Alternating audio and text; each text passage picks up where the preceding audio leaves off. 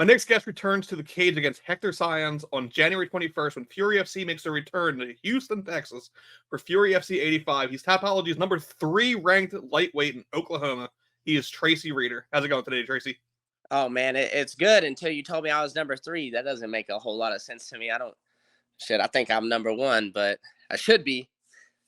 I'm curious to see even know who's ahead of you because, like, Oklahoma's not a large population of, like, fighters. So, but, I mean, especially with you, most of your fights have been in Oklahoma, so that's how Tapology counts it, and it doesn't make any sense. Tapology rankings are also bullshit. So Right. I don't think anyone truly respects it. I think it's just one of those things when motherfuckers walk into a room, they go, "Yeah, that's the guy." People know around here. So you're just a month away from your 4-year anniversary of your very first fight. I'm talking amateur. Right. What was it that initially led you to the sport of MMA? Oh man, this goes way back, man. Way back to, I'm talking like 4 years old WWE days. You know what I'm saying? Where I thought that shit was the tough guys. I've told this story. Everybody that knows me knows this story. But long story short, when I've discovered that the WWE was fake and that wasn't the real tough guys, that the UFC was the real tough guys, that's whenever I wanted to do MMA. And I grew up wrestling, and I always knew that was going to be a good base. And I was actually wrestling at a university here in Oklahoma, Central Oklahoma.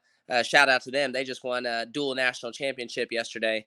And I quit because I just, I wasn't happy. Wasn't doing what I wanted to do. I knew when I quit, I wanted to start fighting, but I just didn't. I didn't have a path. I didn't know what to do or how to go about this.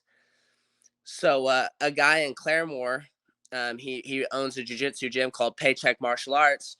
He, one way or another gets a hold of me, and he's like, "Hey man, like, if you want to come over here and teach a wrestling class once a week, we'll train with you. We'll do jiu-jitsu with you."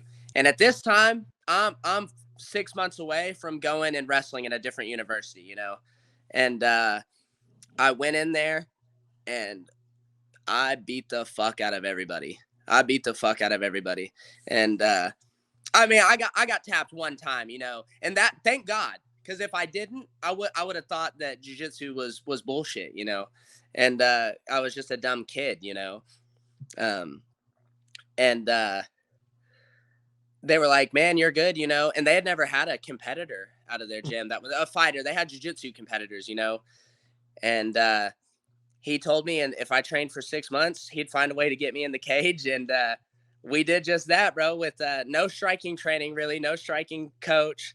Went in and had my first fight, and it was, it was great, man. I'm so thankful for the way it happened, That's great. And yeah, I also came in kind of via the pro wrestling approach. Yeah. I think I'm a little older than you, and by that I mean like a bit, like probably a decade older than you. So I came in with it was still WWF, and I came across like a VHS and had Ken Shamrock on the cover, who was a wrestler in WWF at the time, and it was one of those sir. like he was the most dangerous man in like wrestling, and you see him like an actual like still wearing wrestling shoes but fighting in the cage, and I was sold from day one. Right. As far as you though, I was introduced to you. I kind of said it off camera before we hit record.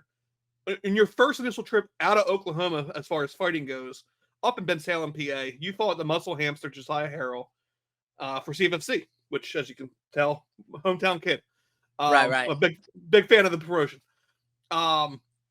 You basically led that fight until that illegal knee that was barely a legal knee. We kind of touched on that before we record too, where some states would have let. I even know some referees who would have let that because. Hey, Dan Mergliotta told me after. Dan Mergliotta said, "Shit, I'd have let it slide," So that that makes it sting a little bit more, which is good because sting is good for you, sometimes. So yeah, because I mean, it's one of those things where I've been told before. It's also not just.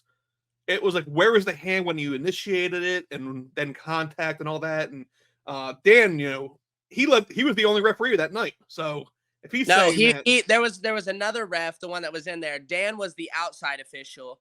I can't remember the other guy's name, but man, let me tell you that not whatever happened in the fight would have happened after that. This isn't an excuse. But I don't have nice things to say about that ref. He was just kind of being a prick, and he was arguing with me a lot in between rounds 1 and 2. Because after the knee, at the end of the first round, I was standing over him and I flashed a knee, like I kind of fainted it. He's on the ground, like I was gonna throw it again, and he ripped my ass for it. And it's like, hold on, brother, like I didn't even throw it. But I was sitting there arguing with him instead of keeping my composure, getting my breath back between rounds, getting coached. I was just telling this ref to go kick rocks. So like I said, a lot of lessons learned that fight for sure. And that was kind of my question, Nick. What came out of that? And you kind of already kind of touched on that. Well, it was when the illegal knee happened. I'm running around thinking I won. So then they're telling me I gotta restart again. And during his whole break, I'm not sitting there staying composed. I'm running around. It's over. I won. Fuck this. This is bullshit. It's over. And I also, as soon as they started the fight back, I started off sprinting. I didn't start off at a pace that anyone could keep for 15 minutes. I just was sprinting through him. Because I whooped his ass the rest of that round, and then was whooping his ass the majority of the second round, really until he got on top of me, and I kind of sprinted myself out. Props to him. He won the fight, but I think me and him both know, of course, why would he ever say it? But I'd whoop his ass 10 times over. And you know what? Actually, I was kind of cool with him and kind of respected him, but he made a post not too long ago talking shit on me. So, it's fuck him. And if I ever see him, it's on site. So do with that what you will, Yeah, I mean, like I said, that put you on my radar. So it says a lot, if the illegal knee was the big differential. I didn't hold it against you. I stayed tuned. I think after that you went to FAC, and then you've been with Fury since then. Now your next fight's your 17th fight total. Like, it's your 10th pro fight. Based on typology, could be wrong. No, you're right. Damn, I've been thinking it was 15. You're right. It is 17. That's crazy. I can't believe that, man. And less than 4 short years, man. Yeah, and it's only your 3rd time out of state. It's been, you've been with in Tulsa for the most part, and then I think 1 or 2 other areas in Oklahoma. You've been Ben Salem, you've been to Missouri, and now Houston. And when you come into Houston now, you're also going to be facing the Houston native, though. That's Hector Saenz, and what about the matchup stood out to you, and then how do you see this one going?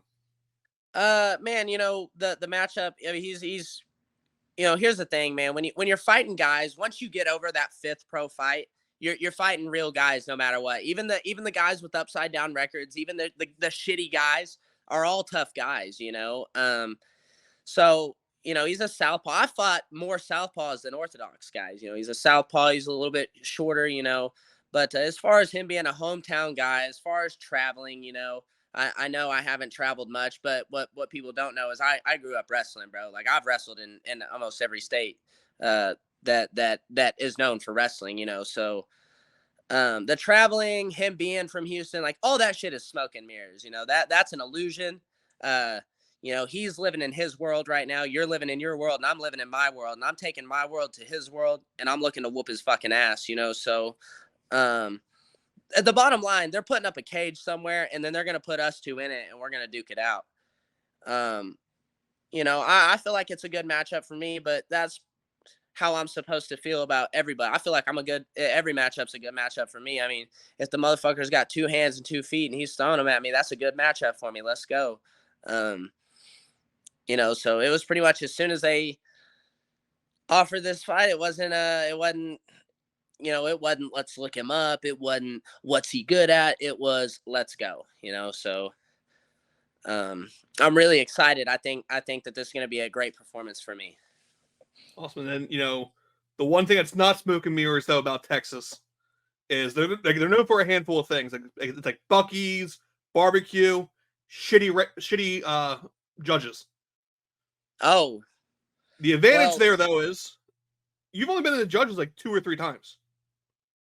yeah, So, I mean, here's the thing, and that's what people always talk about. You're going to his hometown, can't let it go to decision. I mean, do people think I want to go to decision? I don't want to go to decision. I look, he seems to be a tough, durable guy, so I plan on him being able to take 15 minutes of ass whooping, and I'm sure. I mean, look, it's 50-50. That's the sport. He could whoop my ass or I could whoop his ass. I'm here for whatever, but if it goes all 15, great. It's my job to leave without a shadow of a doubt. You know what I mean? It's like the jury in court.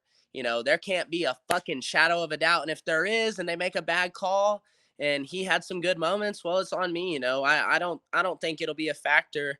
I think I'm gonna whoop his ass within the 15.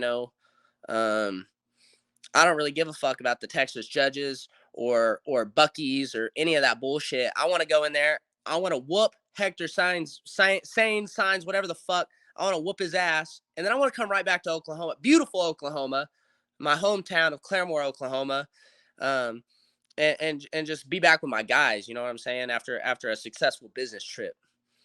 awesome. And speaking of the guys, for fighters who haven't seen you or know nothing about Oklahoma MMA, who have you been training with, and where do you train at?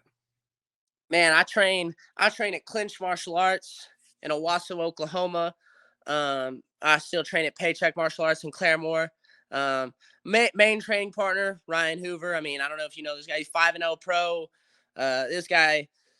This guy's a fucking beast, man. And then we've got some of my old college wrestling buddies on the come up. We've got a lot of guys, Nate Kime, guys that aren't known but will soon be known. Alex Herr, Caleb Spencer. We got some guys in the area too. Good jujitsu bodies. I've been out to Arkansas a few times at West Side. Went to Brian Foster's gym. There's a lot of people think in Oklahoma, small market, there's a shortage of bodies, but give me 2 solid motherfuckers and we'll take over the world, man. And that's what we're gonna do. Me and my friend Ryan Hoover, we're trying to we want to change the culture here in Oklahoma. We want this place to be you know get the respect we deserve. You know what I'm saying? Yeah, and then I also know, obviously doing a little bit of research ahead of time, I try to find previous interviews and so on. Of course, we see a lot of your post-fight interviews, and Right. we know you're a character and all that. But I caught an interview with the MMA Interesting Prospects. Great guy, love his interviews because he actually gives a fuck about regional MMA. Right. And you got to mention there, your ultimate goal was UFC. I mean, growing up, there was no PFL. There was probably Bellator, but it was never really the show. Shit, I grew up thinking that was like fucking AAA ball, and the UFC was MLB. That's how we grew up. And even now, that's kind of still how it's looked at. Now it's PFL, Bellator, PFL Tour, whatever you want to call it this week. And and you go overseas, and there's even more. With the changing of the landscape, is it still like UFC's the goal? Nothing else really like matters. It's just basically regional plus. Especially with the PFL and Bellator merging. It's just so murky. Like that's a murky road. That's and it's not even the road I ever really wanted to go down. Look, it's one of those things. You have a hard time, especially when you're on the regional scene, not making much money. Like if they came at you with a good dollar sign, but at the same time, that's not really why I ever did this, So that is still the goal and the main focus is, and that will be till the end of time, is the UFC is the NFL of fighting, and I want to be. That's where I want to be. That's not where I want it. Well, that's where I want to be, but that's also where I belong. That's where I belong. I believe that. I've believed that since before anyone ever believed in me, But when it was just me and everyone was telling me, "Fuck no," it was always fuck yes, Yeah, I mean, it definitely makes sense. And then only thing that stood out to me was like, you are active. You do 3 to 4 fights a year. Some particular company does a fight where you would fight 3 to 4 times a year. If you win all 4, you walk away at $1 million.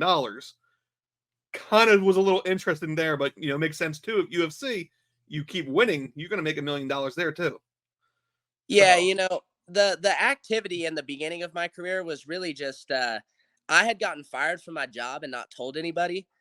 And so I was just trying to rattle these fights together. And then once I got to 5-0, it was then just tough to stay that active. And then like I said, when you're fighting over 5 fights, you're fighting real guys. It's tough to string those back to back because your camps are more important, your game plan's more important.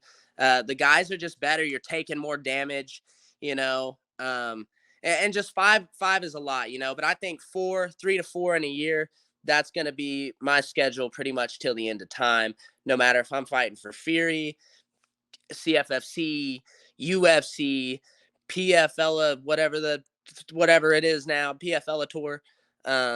That's 3 to 4 is what I'm going to be doing forever.